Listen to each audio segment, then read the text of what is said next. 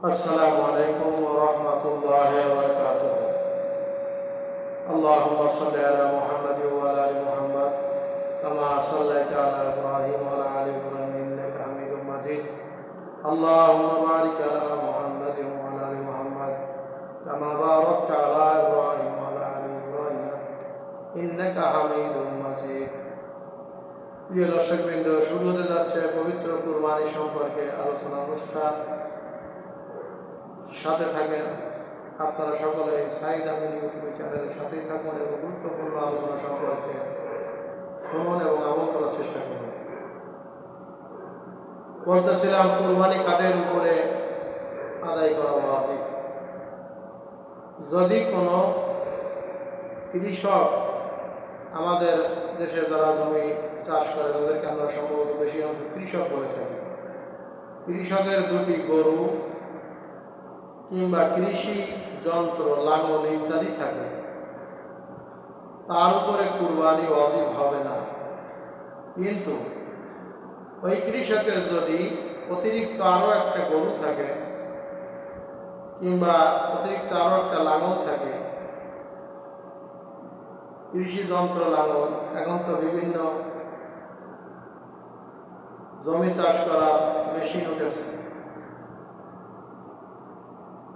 যদি কোনো একটি মূল্য নিসাব পরিমাণ হয় তাহলে তার উপরে কুরবানি আদায় করা ওয়াজিব। তারপরে আসেন, যদি কোনো নাবালেগ ব্যক্তি কুরবানির শেষ দিন 10, 11, 12 তারিখে সে বালেগ হলো, নাবালেগ ব্যক্তি সে বালেগ হলো, তার নামে কিংবা তার কাছে নিসাব পরিমাণ সম্পদ যদি থাকে, সেই দিনই তার উপরে কুরবানি আদায় করা ওয়াজিব। তারপরে আসেন, যদি কোনো ব্যক্তি পাগল ব্যক্তি যদি বালেগ থাকে, যদি কোনো পাগল ব্যক্তি বালেগ থাকে, যদি সে কুরবানির 3 দিনের মধ্যে সুস্থ হয়ে যায় আর তার নামে যদি নিসাব পরিমাণ সম্পদ থাকে, তবে তার উপরে কুরবানি আদায় করা ওয়াজিব। তারপরে আসেন, যদি কারো শুধুমাত্র জমি আছে সামান্য, তার বিষয় কি হবে? ফতোয়া ইমাম জাফরানি ও ফকি আলিরাজ রহমাতুল্লাহ আলাইহি ওনারা বলেছেন, যদি ওই জমি নিসাব পরিমাণ হয় তবে তার উপরে কুরবানি ওয়াজিব হইবে। আর আবু আলী দাক্কা রহমাতুল্লাহ বলিয়াছেন, যদি ওই জমি থেকে 1 বছরের খোরাক উৎপন্ন হয় তবে তার উপরে কুরবানি ওয়াজিব হয়। তারপরে আসেন, যদি কারো নিকটে নিসাব পরিমাণ কোনো খেজুর গাছ থাকে তবে তার উপরে কুরবানি ওয়াজিব হইবে। খেজুর গাছ বলেন, সৃষ্টিফুল গাছ বলেন, মেহগুনি গাছ বলেন, কিংবা নারকেলের বাগান বলেন, সুপারির বাগান বলেন।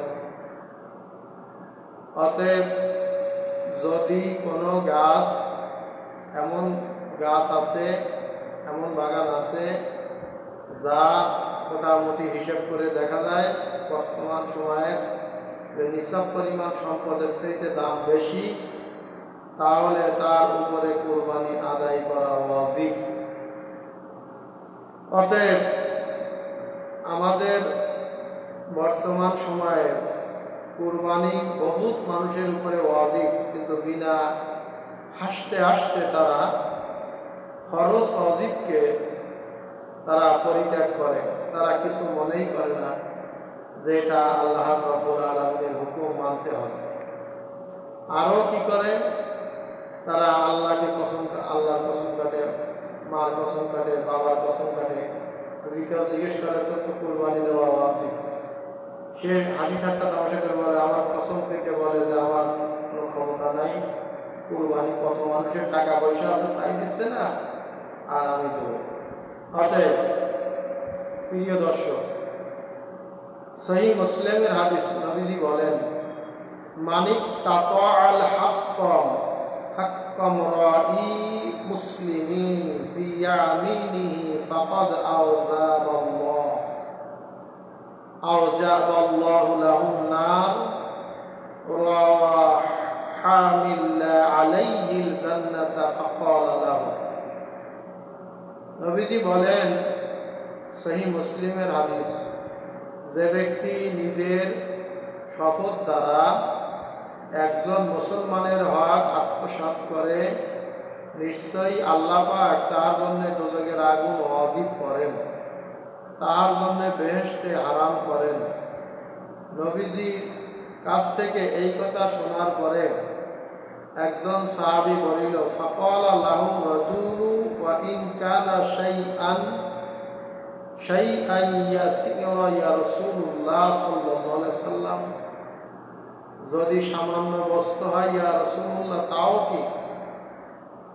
নবীজি বললেন, ওয়া ইন কানা কদিবাম মিন আরাক, যদি ছোট একটি গাছের শাখাও হয়, ইরাকের কোনো গাছের শাখাও হয়, তাও যদি কোনো ব্যক্তি এক মুসলমানের হক শপথ সহকারে আত্মসাৎ করে, হক ভক্ষণ করে, তাহলে অবশ্যই তাকে আল্লাহ দরবারে গ্রহণযোগ্য জবাবদিহিতা করতে হবে এবং তাকে জাহান্নামে যাইতেই হবে।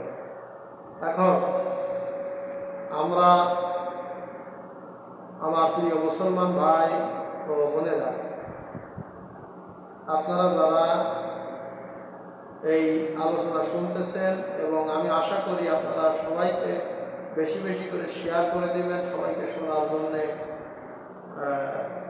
উৎসাহিত করবেন, যাতে দুনিয়াও আপনার কল্যাণ হয়, আখিরাতেও কল্যাণ হয়।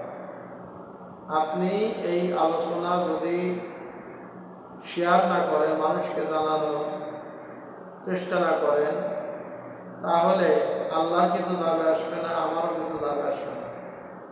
অতএব আপনি আপনার দ্বারা যদি একটা মানুষ একটা সঠিক আকীদার কিতাব থেকে মাসলা মাসাইল জানতে পারে, সে যদি একটা আমল করে, তাহলে আপনি তার কিছু অংশ পাবেন। ফামাইয়া আমাল মিসকালা যাররাতিন খায়রান ইয়ারা ওয়া মাইয়া আমাল মিসকালা যাররাতিন শাররান ইয়ারা। সূরা দিন-দালের মধ্যে আল্লাহ বলতেছেন, বান্দা, যাররা পরিমাণ, শস্য দানা পরিমাণ যদি একটা ভালো কাজ করো, তাও তোমার আমলনামায় উঠানো হবে। শস্য দানা পরিমাণ যদি একটা বদ কাজ করো, তাও তোমার আমলনামায় উঠানো হবে।